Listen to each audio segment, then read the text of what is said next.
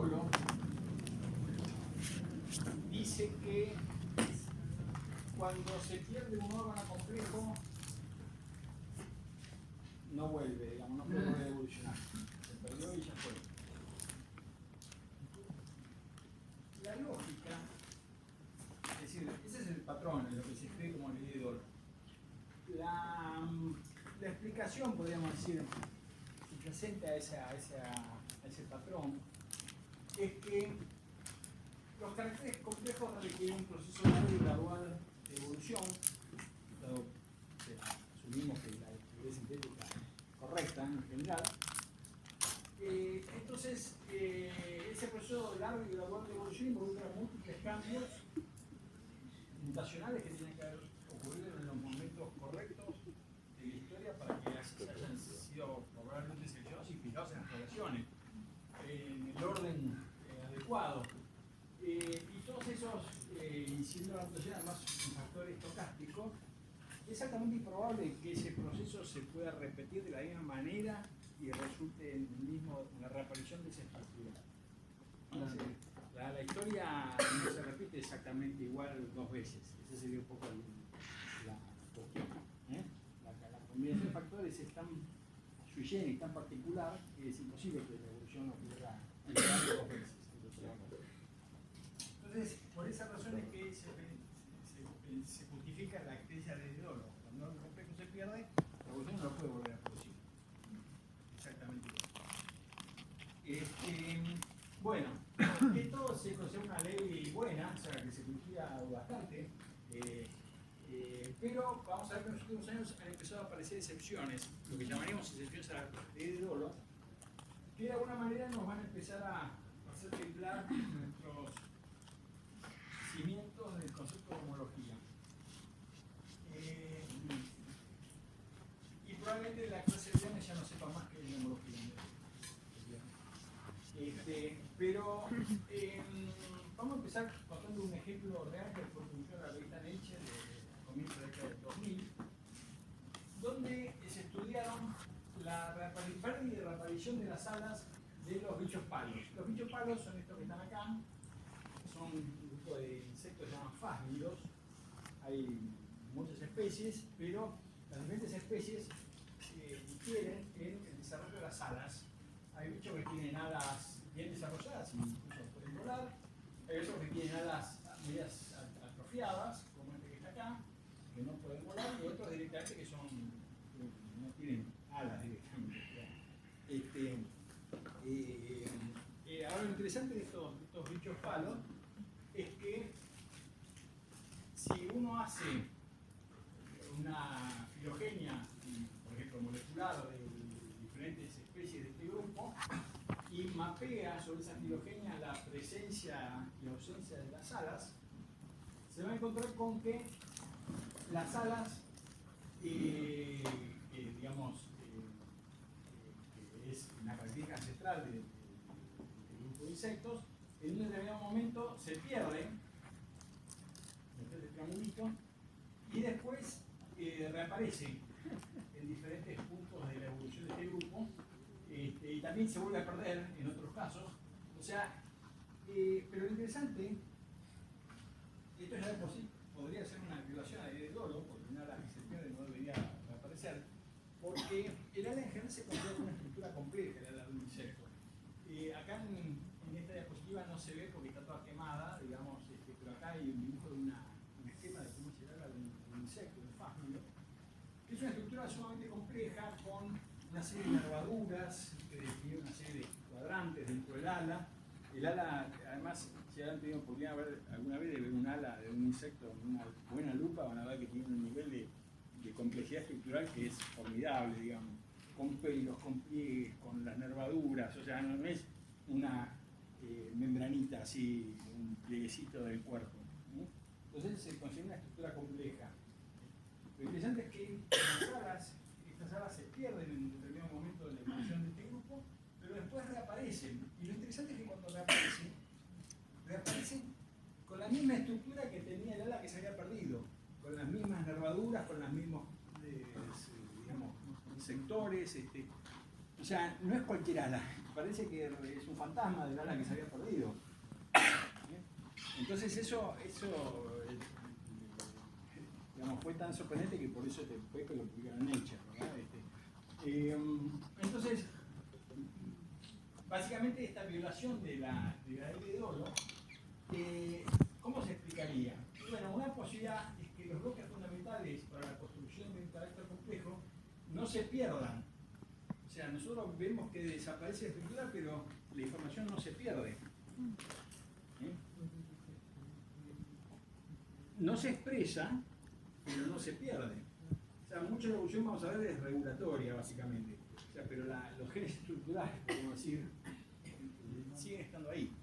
Es como, básicamente, un poco me adelanto al final de la historia, es como si yo cada vez que termino la clase y me voy a mi casa, en vez de apagar la luz apretando esa tecla, desmantelo toda la instalación eléctrica. O sea, en realidad cuando desaparece el ala, lo que pasa es que se apaga el switch que hace que la instalación eléctrica funcione. Pero la instalación eléctrica se queda, digamos. Entonces no es tan, digamos, tan exótico que esto pueda pasar, que haya violaciones a la ley de oro. Y hay otros ejemplos de violaciones a la ley de oro que aparecieron después que como la reevolución del espiralamiento del caparazón de los moluscos gasterópodos. Ustedes saben, la estructura del caparazón de un molusco gasterópodo, un caracol, se la considera una estructura compleja. Desde el punto de vista geométrico, el cerebro no es tan complejo porque básicamente la forma de un caracol se puede reducir a básicamente tres variables geométricas, que son el radio con el que la espiga se va enroscando a lo largo de un eje, digamos, de enrollamiento, la traslación, digamos, de arriba a abajo que hay a lo largo de ese eje a medida que las vueltas se van dando, y la tercera variable es la velocidad a la que crece el diámetro de la espiga. Si crece despacito, crece muy rápido. Según cómo se combinen estos tres parámetros geométricos, se pueden obtener formas muy distintas de gasterópodos, desde formas que son así, tipo lapa, y me parecen tener forma de caracol, formas que son caracoles planos o formas que son caracoles más típicos, digamos, enrollados pero con las vueltas pegadas una a continuación de la otra. O sea, simplemente para un pequeño paréntesis hago para explicarles lo que ven en esta foto. Esto que está acá es un esquema muy clásico a partir de un trabajo que hizo este paleontólogo norteamericano de Harvard, Rauch, en 1966, que básicamente se dedicó a analizar el problema de la forma de los caracoles en base a estas variables geométricas, y básicamente este tipo es, podemos decir, el fundador de una escuela morfológica que se conoce como morfología teórica.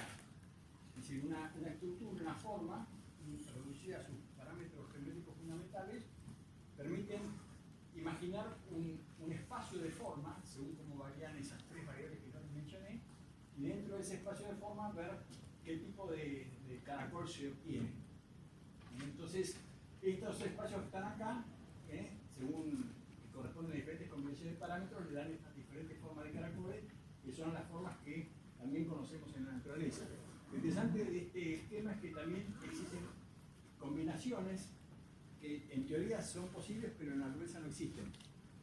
Entonces, lo que hizo este paleontólogo con este planteo, digamos que es todavía muy utilizado, es plantear esta escuela de la morfología teórica que es no solo analizar lo que existe, sino también cuestionarse acerca de por qué hay cosas que pueden existir y no existen.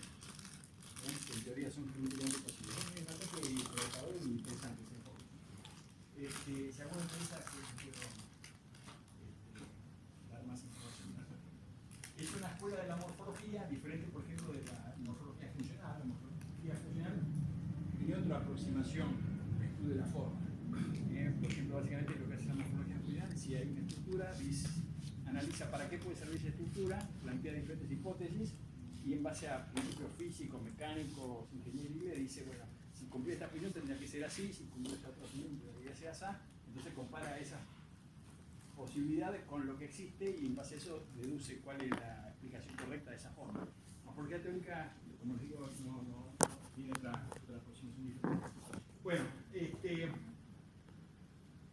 volvemos al tema de la ley de oro. Hay un grupo de caracoles, del grupo de las crepiduras, que las crepiduras son estas que tienen esta forma de lapa, que no parece un caracol gasterópodo, pero en realidad las crepiduras estas que están acá pertenecen a un grupo más amplio de caracoles que tienen forma típica de caracol, es decir, con un caparazón que se enrolla, como pueden ver acá en el corte se ve como la estructura interna de esa espira. Entonces, esta es la filogenia, no van a ver nada porque yo muy de cerca puedo ver lo que dice ahí. Lo que muestra este ejemplo es, al igual que el caso anterior, yo tengo una filogenia, en este caso molecular, de los diferentes caracoles de este grupo de acá, y mapeo dónde se pierde el caparazón y dónde reaparece el caparazón. Y es como el caso anterior, el caparazón, que es el estado ancestral, por decirlo de alguna manera, se pierde en alguno de estos nodos, pero después reaparece en alguno de los nodos más derivados. Con lo cual también sería una violación al que dice la ley de Dolo. Si el caparazón se pierde, la estructura del caparazón así plegado no debería reaparecer porque es una estructura compleja. Como vimos, en realidad no necesariamente es un problema de que se pierde, simplemente que se apaga el switch. Lo interesante de este ejemplo, que no lo teníamos en el ejemplo de los fásmidos, de las alas, es que como esta filogenia molecular ha sido datada, digamos, se conoce la velocidad del reloj molecular de este marcador genético que se usó para hacer la filogenia, se puede calcular cuántos millones de años hay entre que la estructura desaparece y vuelve a aparecer. Por los nodos donde aparece y desaparece, puedo ver cuántos millones de años pasa entre un evento y otro. Y lo interesante es que la cantidad de millones de años que aparece apagada, digamos, ese switch es enorme. Son varias decenas de millones de años. Lo cual en sí plantea un problema porque fíjense que si yo tengo un switch que hace que una característica deje de expresarse, las genes estructurales están, pero no se expresan, a medida que pasa el tiempo, esa información se puede corromper por acumulación de mutaciones, por deriva. Se van acumulación de mutaciones que van, digamos, cambiando la secuencia de esos genes y su contenido de información, hasta que la información se pierde, o sea, se degenera. Entonces, esto que desaparezca la espiga y reaparezca con, no sé, 10, 20 millones de años, 30 millones de años de diferencia, es demasiado tiempo. Por ahí 1 millón de años, 2 millones de años se puede bancar, pero no 10, 20, 30. Entonces, ¿cómo se explica que cuando se vuelve a activar el switch, la estructura aparezca? Bueno, la explicación que tenemos hoy en día, que se explica hoy en día, es que en realidad los genes informativos, los estructurales, no están siendo detectados por la selección natural. ¿Y cómo los puede detectar si la estructura desaparece? Bueno, porque esos genes pueden tener también efectos pleiotrópicos que sí se manifiestan y que la selección natural detecta, digamos, y actúan normalizadoramente. ¿Se entiende? Bueno, hasta donde yo sé, en este caso particular, no se sabe todavía cuáles son esos genes, pero esta explicación que yo les doy es la explicación que se considera la explicación probable para que esto ocurra, ¿no? Bueno, entonces, la ley de Dolo ya saben lo que es, saben que hay violaciones a la ley de Dolo y cómo se podrían explicar. Vamos a ver qué son esto de las macromutaciones. El término macromutación alude a un cambio, a una mutación de gran efecto fenotípico. Es simplemente eso. Ejemplo, bueno, un ejemplo clásico de los genetistas de poblaciones era, ellos en su caja de poblaciones, ustedes saben las moscas, trabajan los genetistas de poblaciones, y un solo par de alas, son vísperos. El par de alas posterior está reducido en los que se llaman balancines, así que en realidad tienen solo dos alas, un solo par de alas. Ahora, en las poblaciones de moscas, cada tanto aparece un mutante que se llama Vitórax, que en vez de tener el segundo par formando balancines, tiene alas normales. Esa mutación, digamos que aparece una, no sé, en cada cuántas moscas, 1000 moscas, no sé, es una mutación rara, es una mutación de gran efecto fenotípico y calificaría dentro de lo que llamamos macromutación. Ahora, hay una, digamos, hubo una discusión durante el siglo XX acerca de cuál es la importancia evolutiva que podrían tener estas macromutaciones. Y básicamente hay dos escuelas, en dos posiciones totalmente, diametralmente opuestas al respecto. La de Fisher, que es en realidad la que más importancia ha tenido en la teoría macroevolutiva, digamos, en la teoría evolutiva actual, es que la macromutación, perdón, la macroevolución en realidad es simplemente mucha microevolución. No hay, siempre la microevolución ocurre por mutaciones pequeñas que son seleccionadas por sus efectos positivos que tienen sobre fines. Entonces las macromutaciones en realidad son una rareza, pero no tienen ningún destino evolutivo. Básicamente aparecen y se pierden, así como se aparecen. En cambio, hubo otros genetistas como Goldschmidt, que pensaba que las macromutaciones sí podrían tener consecuencias evolutivas, incluso en el proceso de especiación. Y muchas veces, muchos pensaban que la especiación o los grandes cambios evolutivos no podían darse solo por acumulación de pequeños cambios, sino que eran cambios que ocurrían a partir de una alteración importante del fenotipo, un evento puntual, ¿no? La macromutación. Bueno, ¿por qué, digamos, en la visión evolutiva de la teoría sintética, la idea de Goldschmidt fue desechada, y a Goldschmidt la verdad la pasó bastante mal porque lo desacreditaba mucho? Hoy en día se lo toma más en cuenta, vamos a ver por qué, pero en su época fue bastante considerado como que no tenía razón, digamos. Fíjense en este gráfico que tenemos acá. Acá tenemos, bueno, en este gráfico de abajo tenemos en este eje la probabilidad de que ocurra, digamos, un cambio que sea adaptativo, y acá tenemos un eje que representa la magnitud del cambio fenotípico que produce una mutación. Las micromutaciones producen poco cambio fenotípico, las macromutaciones, como dijimos, mucho cambio, y por eso también a la derecha en este eje. Y lo que se piensa es que las micromutaciones con una cierta probabilidad pueden tener un cambio, pueden aumentar el fitness, mientras que las macromutaciones especialmente no. La probabilidad de que aumenten el fitness es cero. Y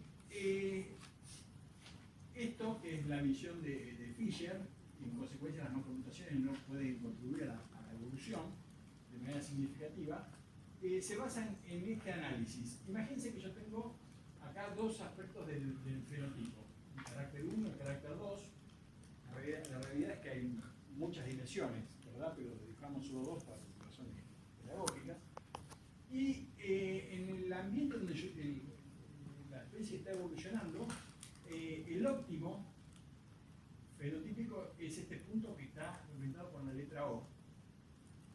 Este es el óptimo al cual la selección natural debería llevar a la población, digamos, con el tiempo, en la medida que aparezcan las mutaciones, ¿verdad? Adecuadas. Ahora, si yo soy una población que viene evolucionando en ese ambiente, probablemente no esté en el óptimo, pero esté relativamente cerca del óptimo. Imagínense que estoy en el punto A. Entonces, una micromutación o una macromutación es un cambio aleatorio que me puede mover hacia la izquierda, hacia la derecha, hacia arriba o abajo en ese espacio bidimensional. Si la micromutación es pequeño cambio, me moverá un poquito en alguna dirección dentro de este círculo pequeño que está dibujado ahí. Si es una macromutación, como tiene efectos fenotípicos mucho más importantes, me moverá mayor distancia, también en cualquier dirección, en principio, porque es un cambio azaroso. Si yo estoy acá y el óptimo está acá, una micromutación puede acercarme al óptimo. Alguna me alejará, pero alguna me puede acercar. En cambio, una macromutación, aún yendo en la dirección del óptimo, me va a pasar de largo. O sea, la macromutación nunca me va a acercar al óptimo. Entonces, por esta razón, es que la visión de Fisher, que es la que se impuso, digamos, en la teoría sintética de la evolución, es que la evolución, solo las mutaciones normales, las micromutaciones, son las que, la acumulación de micromutaciones es la que me va adaptando. Las macromutaciones son cosas raras que ocurren, pero que en términos de evolución no conducen a nada. Así como aparecen, me desadaptan y se extinguen. ¿Entiendes? Sí.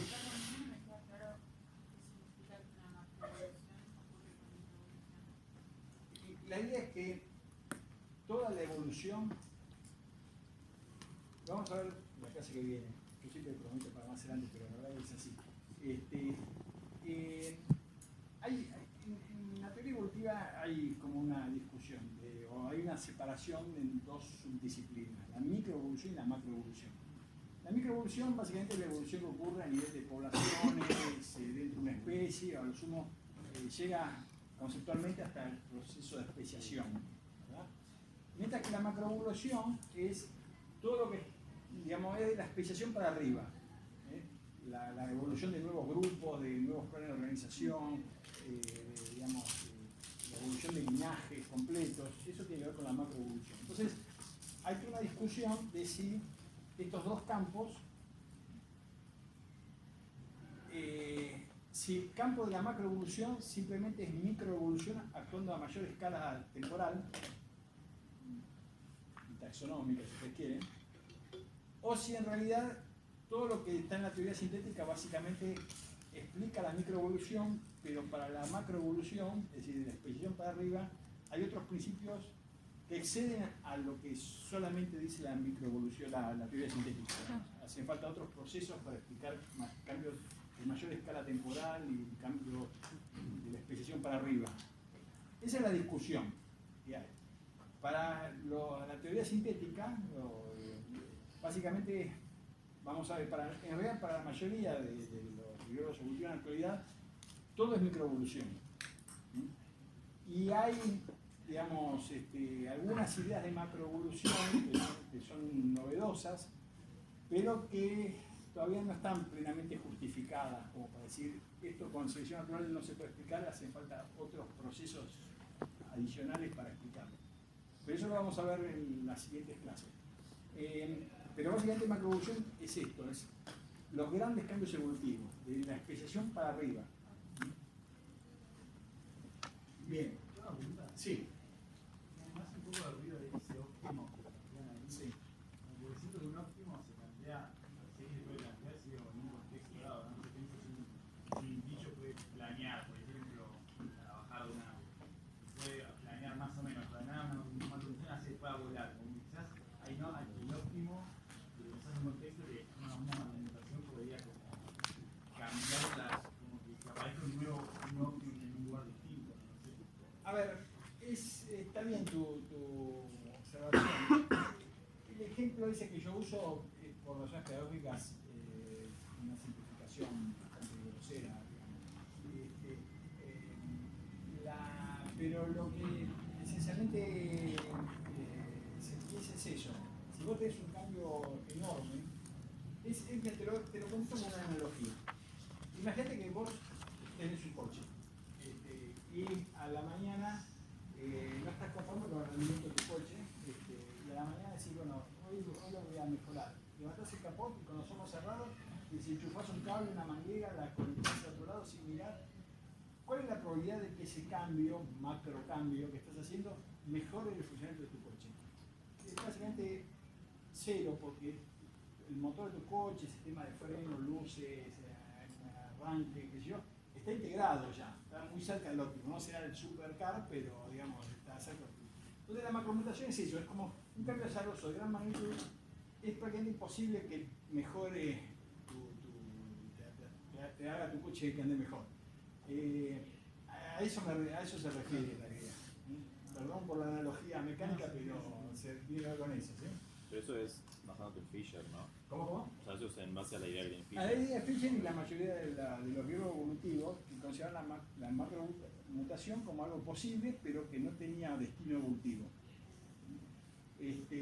Por eso a Golgi medio lo denostaban, decían que él hablaba de los monstruos esperanzados y cosas por el estilo, digamos, que no tenían realmente chance de sobrevivir.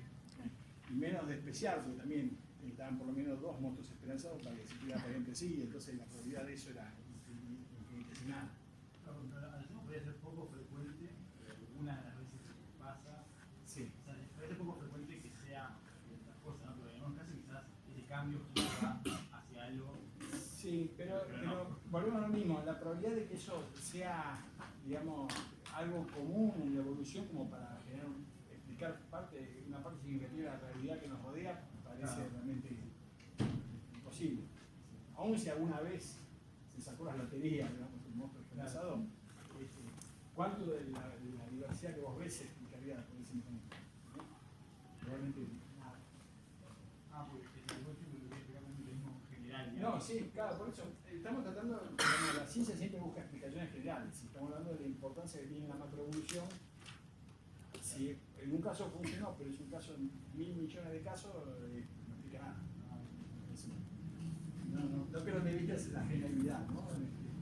Bueno, en los últimos años, la Goldmint ha sido un poquito reivindicado positivamente por otras cosas que se han ido conociendo, digamos. Uno de ellos es justamente cómo los cambios, las mutaciones en los genes reguladores producen macromutaciones, por sí.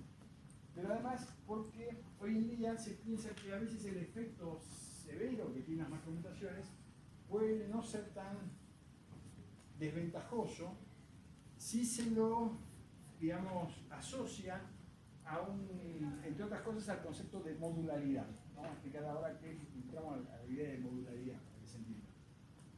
Y vamos a arrancar con este ejemplo también bastante básico.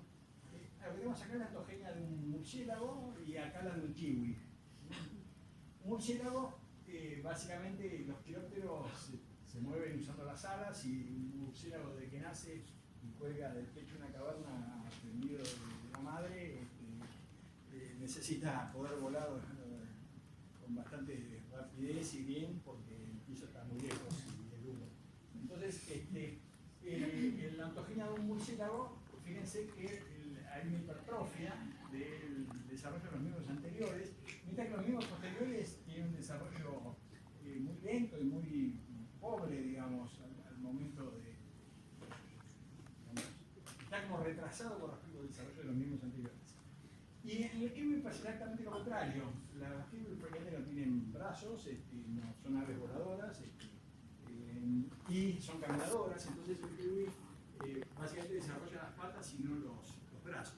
Esto lo que lleva es, a pesar de que los genes que regulan el desarrollo de estas estructuras, que son lo que llaman homólogos seriales, es decir, están compartimentalizados de tal manera que se puede desarrollar una y la otra no, de forma más o menos independiente. Entonces, una mutación que afecte un módulo y no todo el cuerpo puede tener efectos mucho más concentrados y locales, haciendo el producto no tan inviable o quizás hasta mejorarlo, adaptarlo a las condiciones particulares en las que tiene que desenvolverse.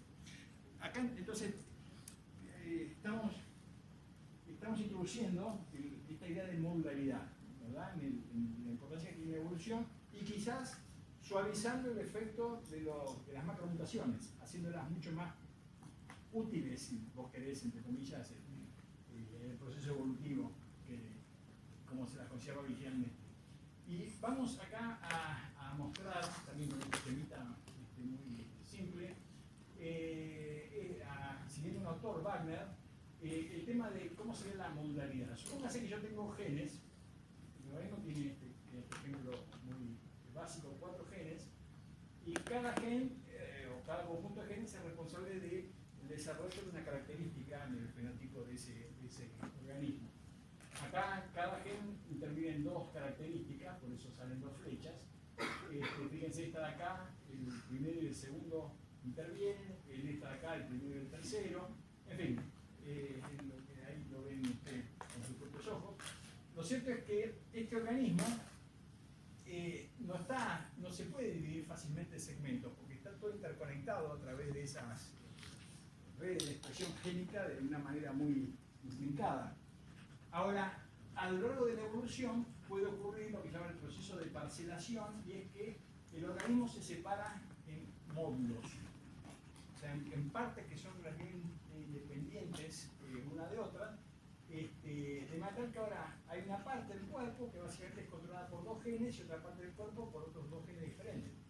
Acá yo ya tengo 2 módulos en la evolución de este grupo. Lo contrario a este proceso de parcelación, que aumenta la modularidad, es lo que se llama el proceso de integración, que reduce la modularidad. Y básicamente, digamos, los cambios que aumentan la integración y reducen la modularidad son los cambios, digamos, cuando un gen comienza a tener efectos pleiotrópicos, o sea, afecta más de una característica. Fíjense, yo acá en este organismo tengo 4 módulos, porque cada gen es responsable de una característica. Pero en esta forma derivada ya perdí 2 módulos, porque ahora tengo 2 genes que intervienen en 2 paquetes de características. Entonces, se supone que hay cambios en la evolución la evolución del desarrollo que conducen o a más parcelación o a más integración. La parcelación aumenta la modularidad, la integración la disminuye. ¿En este? En ese 4. En este hay 2 y en este hay uno solo. Hay 2 porque cada... Vos fíjate que estos 2 paquetes son independientes de estos dos. Ah, ok. Les aclaro una cosa. Yo estoy usando toda la idea que ustedes traen de lo que, digamos, de lo que es un módulo, la idea intuitiva que ustedes traen, pero la definición de qué es un módulo es matemática. Hay un libro, según me interesa, el libro de modalidad que tiene como 500 páginas así, tiene como una serie de propiedades matemáticas para que alguna cosa sea considerada un módulo. Pero en términos conceptuales, básicamente es esto: paquetes de cosas que están más o menos desconectadas entre sí y que son relativamente independientes. Después, la que me interesa se puede profundizar toda la vida sobre, cuando hablamos de independencia, a qué nos estamos refiriendo, a nivel genético, de desarrollo. Pero la definición es mucho más técnica. Usamos solamente la intuición que ustedes traen sobre qué significa modularidad para hacer un poco más llevadera esta introducción. Ahora, el concepto de modularidad se relaciona también con otro concepto que se usa bastante hoy en día, que es el de evolucionabilidad. Eso creo que no lo tiene apunte. El concepto de evolucionabilidad tiene que ver con esto, con la posibilidad de que surjan cosas nuevas. Y lamento tener que darles un ejemplo, antes de pasar a un ejemplo, digamos, de esto biológico. Les tengo que dar un ejemplo de historia, digamos. ¿De dónde sale esto de la modularidad y la evolucionabilidad? Durante la Segunda Guerra Mundial, imagínense que los barcos de guerra que estaban cruzando el Atlántico, que estaban ahí tratando de que los submarinos alemanes no los hundieran, y a su vez ellos hundieran a los submarinos, tenían todos dispositivos de sonar, digamos, bueno, se desarrolló el sonar en esa época, justamente para la guerra, digamos, la marina. Y los equipos, los ingenieros electrónicos, digamos, que desarrollaron sus equipos, se dieron, digamos, hay como dos estrategias de desarrollar un equipo. Una que es hacer una cosa totalmente integrada, donde estén los circuitos eléctricos, el monitor, el teclado, donde bueno, en esa época no eran teclados, eran palancas, digamos, cosas para mover. Puede estar todo integrado en una única estructura, o puede desarrollar uno de estos equipos en forma modular. Por ejemplo, todo el equipo de visión de la pantalla, donde aparecían los puntitos esos del radar, pim, pim, pim, que aparece el color, la lucita que se va prendiendo, era una parte del equipo, la parte del receptor, otro sistema de circuitos separado, la botonera, otra cuestión separada. Ese diseño modular resultó que era mucho más efectivo que tener una única estructura integrada, porque la estructura integrada, si fallaba algo, la estructura integrada, no servía nada. En cambio, con el diseño del equipo modular, si se rompía la pantalla, se cambiaba la pantalla.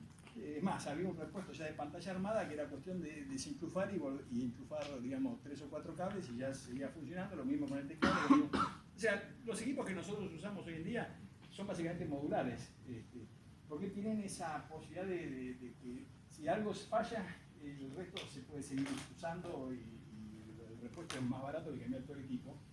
Pero además, la modularidad tiene la ventaja de que uno puede reconfigurar las funciones cambiando simplemente las conexiones entre las partes.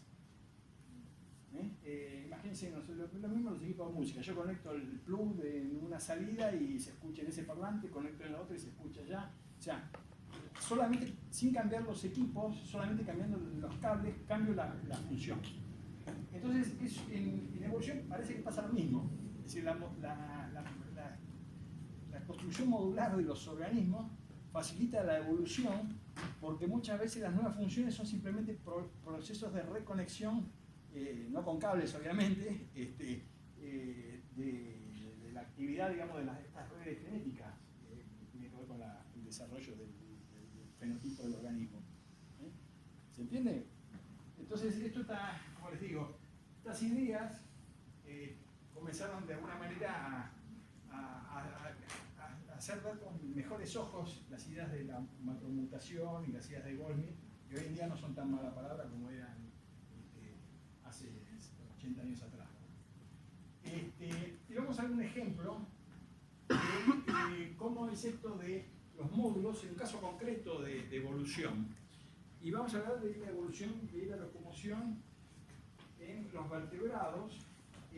Como yo creo que ya les había explicado, los primeros vertebrados terrestres, hoy en día esto es ejemplificado por algún lagartija, salamandra o bicho de esas características, básicamente se mueven por la tierra utilizando, digamos, las patas y la cola, todo formando parte de un único módulo locomotor. El bicho básicamente conserva el patrón de locomoción de los vertebrados acuáticos, ¿verdad? De los peces, que básicamente se mueven por flexiones laterales del tronco. En el caso de los bichos terrestres, lo que hacen es mover lateralmente el tronco para apoyar una pata, después mover el tronco en la dirección contraria para adelantar la otra, y así van caminando. Pero el movimiento ese de torsión lateral del tronco es el patrón plesiomórfico de desplazamiento de los vertebrados, ¿verdad? Que fue retenido en los primeros vertebrados terrestres. Pero eso lleva a que, fíjense, todo el módulo, toda la parte del esqueleto, todo el cuerpo postcranealmente, es un único módulo locomotor. La cola, que ven ahí, bueno, el bicho terrestre, ustedes dirán, ¿pero para qué le sirve la cola en la locomoción? Bueno, porque los músculos que retraen la pata se insertan en las primeras vértebras de la cola. O sea, la cola está involucrada en la locomoción. En los dinosaurios terópodos, de los dinosaurios bípedos, los miembros anteriores son desafectados de la locomoción. Porque el bicho ya usa solo las patas de atrás y la cola para moverse. La cola acá también, porque ahí se insertan los músculos que retraen el fémur, ¿verdad? Y los miembros anteriores se liberan. En las aves es interesante porque básicamente hay dos tipos de locomoción. La terrestre, el bicho cuando camina utiliza solo las patas, ya no utiliza la cola.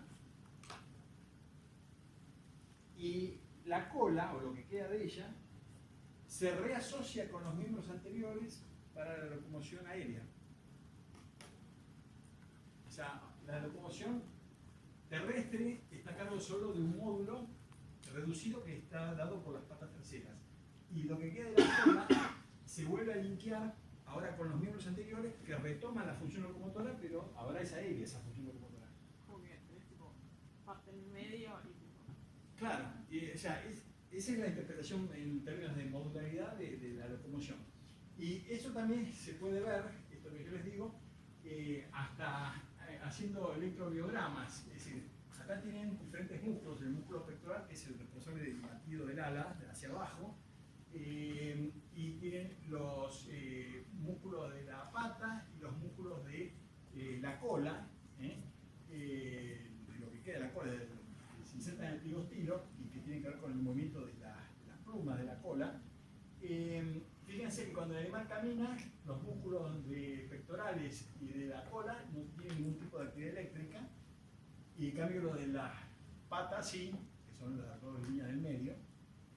Y cuando el animal vuela pasa lo contrario, los músculos digamos, que están vinculados a las patas traseras no tienen mayor actividad eléctrica, y los músculos de la cola y de la zona pectoral se activan en coordinación. Los músculos de la cola, ustedes saben, ya no intervienen en la locomoción terrestre en el caso de las aves, porque digamos, hay todo un reposicionamiento del esqueleto en las aves en comparación a los dinosaurios, no habíamos terópodos, digamos, porque digamos, las aves básicamente caminan moviendo esta parte de la pierna, no los fémur. Nosotros cuando caminamos movemos el fémur, obviamente también la tibia. Las aves no mueven el fémur está así, en esta posición, y básicamente las aves caminan moviendo esto. Entonces los músculos que retraen o adelantan las patas son músculos que se insertan en el fémur, no en la cola, o en la cadera.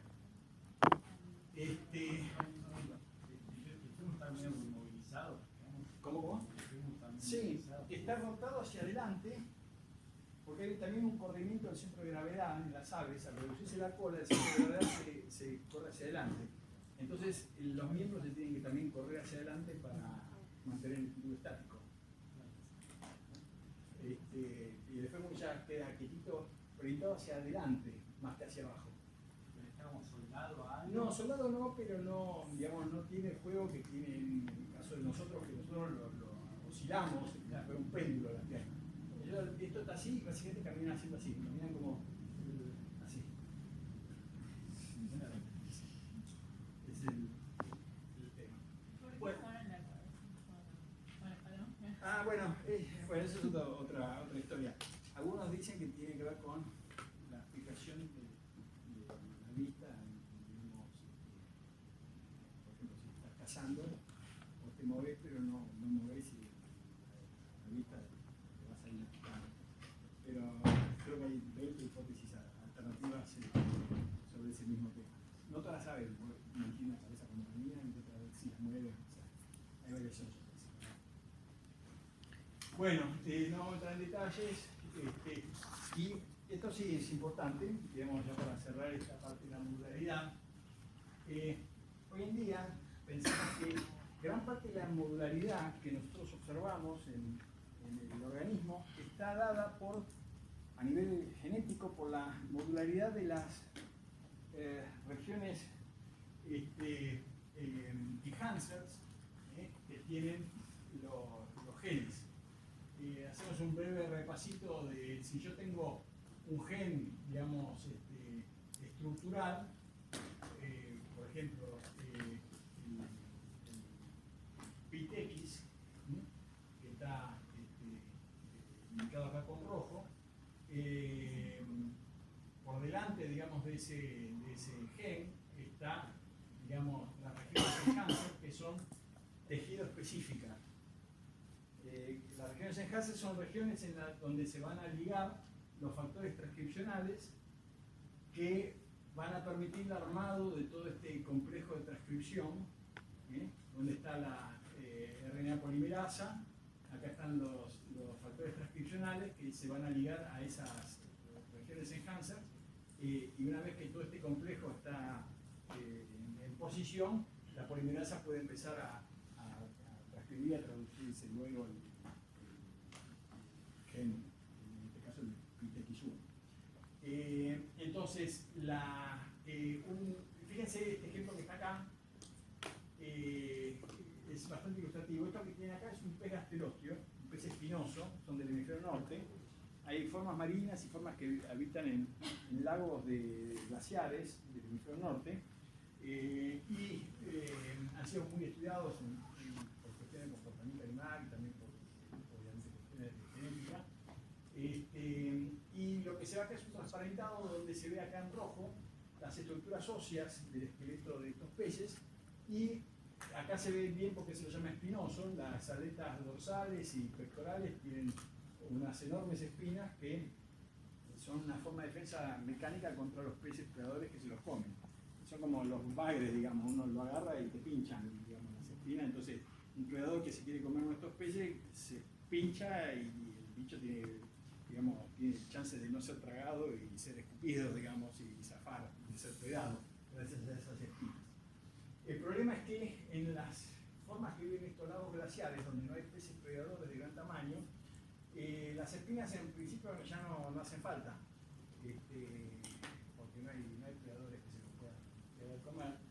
Es más, el problema que hay en esos cuerpos de agua dulce es que hay otro tipo de predadores, que son las larvas de las libélulas, que ustedes saben son carnívoras, que pueden predar sobre estos peces y justamente los agarran de las espinas. Es como la manija de la sartén, digamos. Entonces, se piensa que es adaptativo la pérdida de esas espinas óseas. Pero claro, si yo suprimo el gen, digamos, el mecanismo regulador para la construcción del esqueleto, el pez directamente sería una gelatina. Si yo no quiero tener espinas, perdería el esqueleto, el cráneo, la espina dorsal, no podría ni moverse.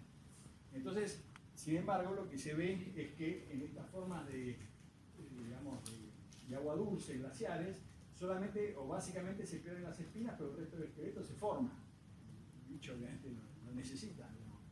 ¿Y cómo puede ser entonces que se suprime el esqueleto de ciertos tejidos o de ciertas partes del cuerpo y no de todo el cuerpo? Y bueno, justamente porque la modularidad está dada por los enhancers, que son tejidos específicos. Hay ciertos enhancers que tienen que activarse para que se forme la espina en la región de la aleta, y hay otros enhancers distintos que que se conservan, que tienen que estar presentes para que se forme el esqueleto en el resto del cuerpo. La mutación, el switch que apaga la formación de la espina, es específica del enhancer de la aleta.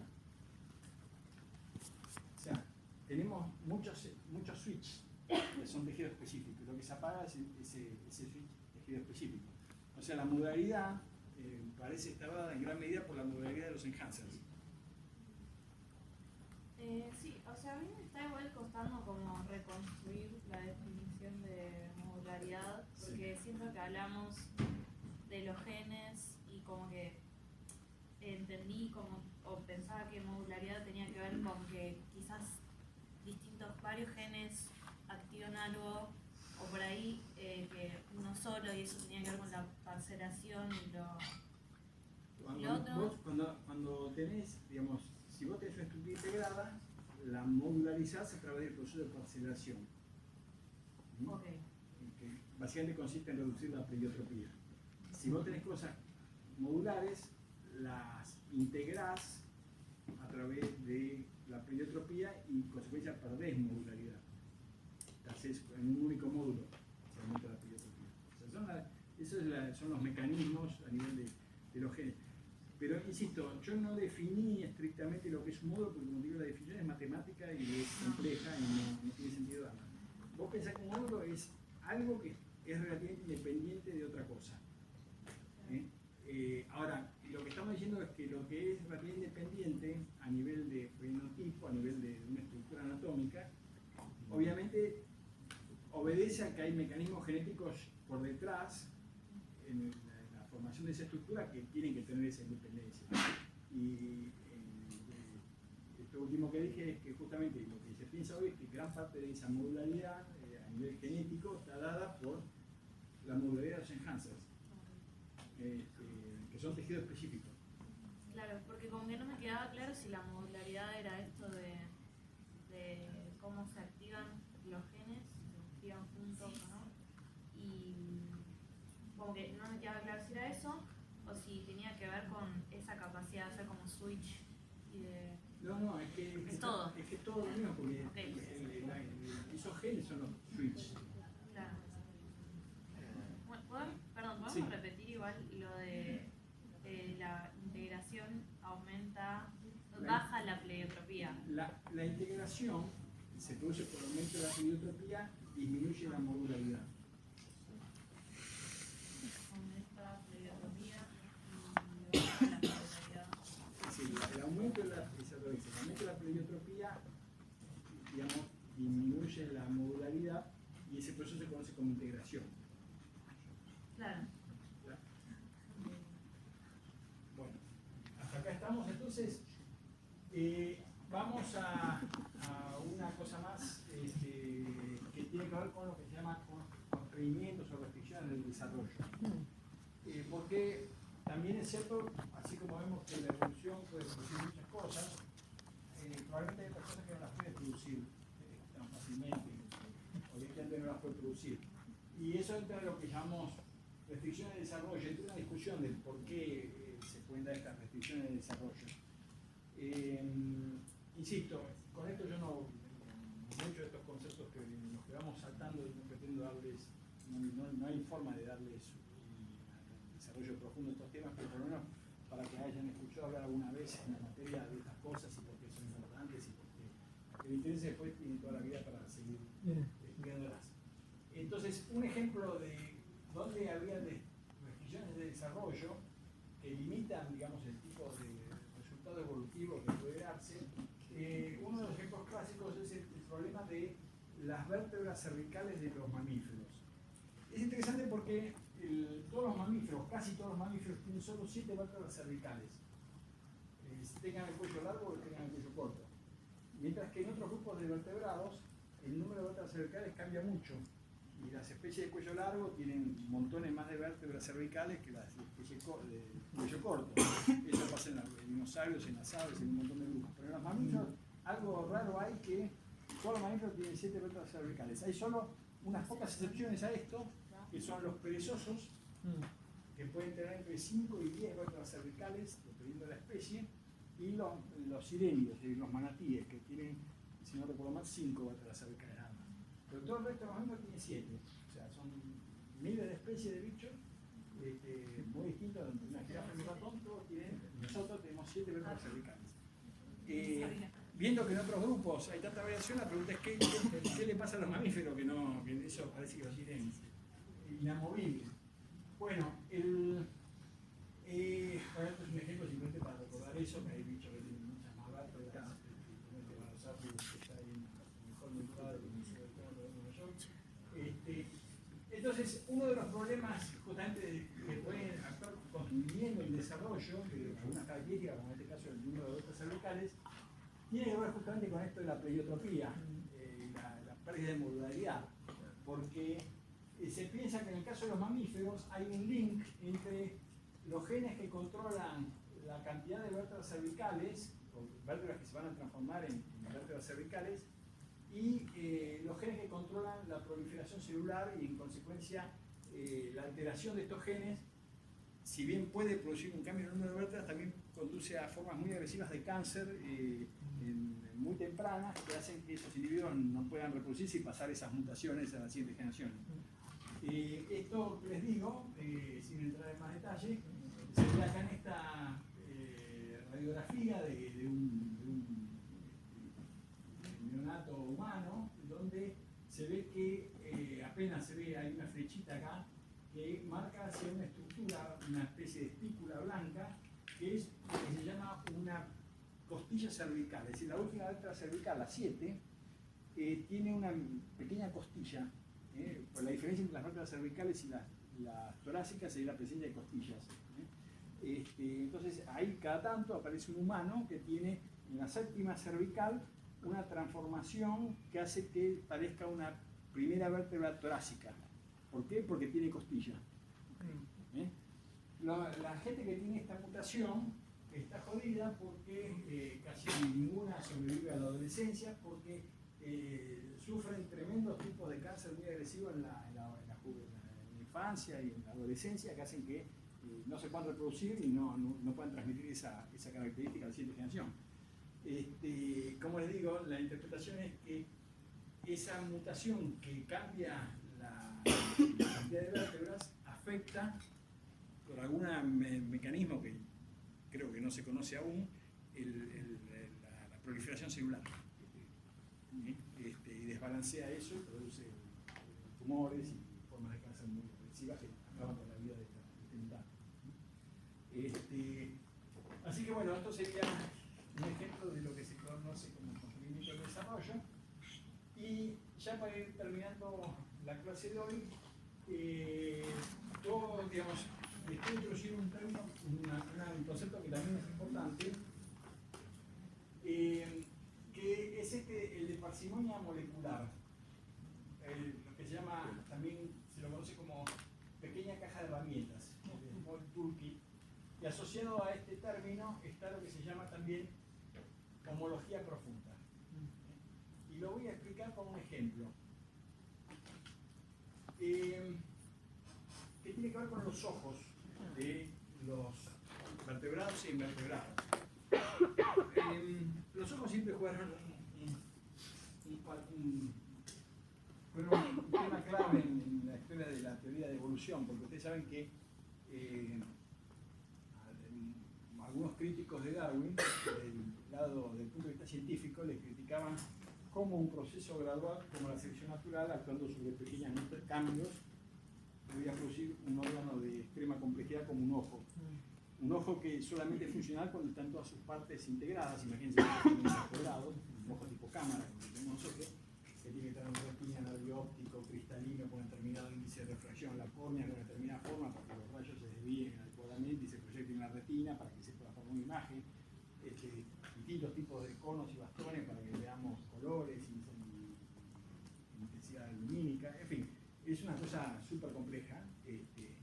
Entonces, ¿cómo algo de esa complejidad puede evolucionar si falta una parte y el ojo no funciona, entonces no confiere ningún beneficio adaptativo? Ese era un poco el razonamiento.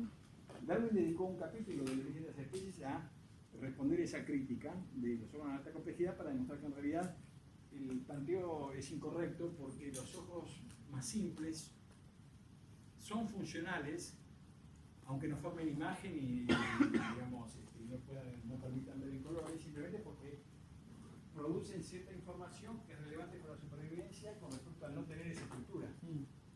Ver dónde hay luz versus donde hay sombra puede ser la diferencia entre ser predado o no predado, encontrar comida o no encontrarla. Después habrá ojos más complejos que además indicarán dirección, después formarán imágenes y cada vez, pero siempre la comparación es con respecto al estado previo, no con respecto al ojo súper elaborado que tenemos nosotros. Entonces, Darwin esa crítica la respondió sin ningún problema, pero es más, el problema que enfrentamos ahora es el siguiente. Hay diferentes grupos de vertebrados e invertebrados que tienen órganos fotorreceptores, ojos, que digamos, que aparentemente han evolucionado de manera independiente como una docena o más de veces en diferentes filas. Incluso órganos de esta complejidad han evolucionado en forma convergente en vertebrados e invertebrados. Por ejemplo, los ojos tipo cámara que tenemos nosotros aparecieron también en los moluscos cefalópodos, en los calamares, en las sepias, en los pulpos. Ahora, hay ojos que tienen también una anatomía muy distinta a la nuestra, a pesar de que funcionan como ojos, como los ojos compuestos de los insectos, de diferentes grupos de insectos, y artrópodos en general. Entonces, siempre se pensó que eran, digamos, es tan importante la visión que la evolución desarrolló independientemente montones de veces órganos fotosensibles, que llamamos ojos. Pero entonces los ojos como órganos fotosensibles son estructuras convergentes. No estaban en el ancestro común de los ojos, y la anatomía de los ojos actuales es tan distinta que no pueden ser la misma estructura. Ese es el paradigma de los ojos hasta hace 10 años atrás, o 15 años atrás. Pero resulta que empezaron a aparecer algunas cosas raras, como esto que está acá. Esta es la cabeza de una mosca, que tiene ojos compuestos, como tiene un invertebrado, y se sabe que en el mecanismo de la formación de los ojos hay un gen que es importante, que es el AILES, que tiene que expresarse para que se formen los ojos. Donde se expresa el AILES, se forma un ojo. En los vertebrados hay otro gen que también tiene que expresarse para que se forme un ojo de vertebrado, que es el PAX6. Pero, insisto, hasta hace poco se pensaban que eran, digamos, cosas que habían evolucionado convergentemente. Un mecanismo genético para que se produzca el ojo en el invertebrado y un mecanismo genético parecido, pero diferente en vertebrado. Y hace unos años se empezaron a experimentar introduciendo el PAX6 de vertebrado en tejidos de mosca, logrando que la mosca desarrolle ojos ectópicos, es decir, fuera del lugar normal donde aparece un ojo, pero encima que se formara un ojo de mosca, con el PAX6 que es de conejo. Y eso es posible porque cuando se realizó en profundidad resulta que la estructura del PAX6 y el aire es idéntica, o básicamente idéntica, son básicamente el mismo gen. Y esos genes maestros que intervienen en el desarrollo, en la definición de la identidad de ciertas estructuras, que creíamos que eran diferentes, en realidad están muy conservadas y forman parte de esa pequeña caja de herramientas, Small Toolkit, y hace, digamos, que nos replanteemos la posibilidad de que esta homología profunda en estos genes maestros haga que las estructuras que creíamos que eran independientes y convergentes en realidad sean mucho más homólogas de lo que nosotros podíamos siquiera imaginar. ¿Se entiende? Sí. ¿Qué sería toda esa homología? Sería, digamos, el principio que estos genes maestros son los mismos. Derivan de un mismo gen ancestral, tanto el aire como el PAX6, por seguir con el ejemplo del ojo. Y forman parte de este Small Toolkit, de estos genes que están muy conservados en todo el reino animal. Y a nivel más de anatómico, más de fenotipo, replantea o, digamos, vuelve a poner sobre la mesa la discusión de si realmente los ojos que creíamos que habían evolucionado 2 docenas de veces en forma independiente en todo el reino animal, en realidad muchos de ellos son mucho más homólogos de lo que nos imaginamos, porque a nivel de los mecanismos genéticos que los producen, están todos, reciben lo mismo del ancestro común más profundo, digamos. La clase que viene, justamente vamos a retomar en este punto de los genes homeóticos y vamos a hablar de lo que yo llamo el concepto cebolla de la homología, y como le digo, probablemente se vayan sin saber lo que es la homología, lamentablemente, porque vamos a ver, cuando nos metemos a nivel de los genes, toda una discusión de que si para que dos cosas sean homólogas, tienen que conservarse estos genes maestros, o en realidad se puede plantear el concepto de homología a nivel anatómico independientemente de lo que pase a nivel de los genes maestros o la base genética que genera esas estructuras. La discusión es trivial, así que bueno, eso quedará para el viernes, ¿sí? Así que dejamos el suspenso acá. Bueno, y entonces vamos a terminar la primera parte de la clase con esto y después ya vamos a empezar a hablar un poquito más de cosas de macroevolución teórica. Así que bueno, los veo.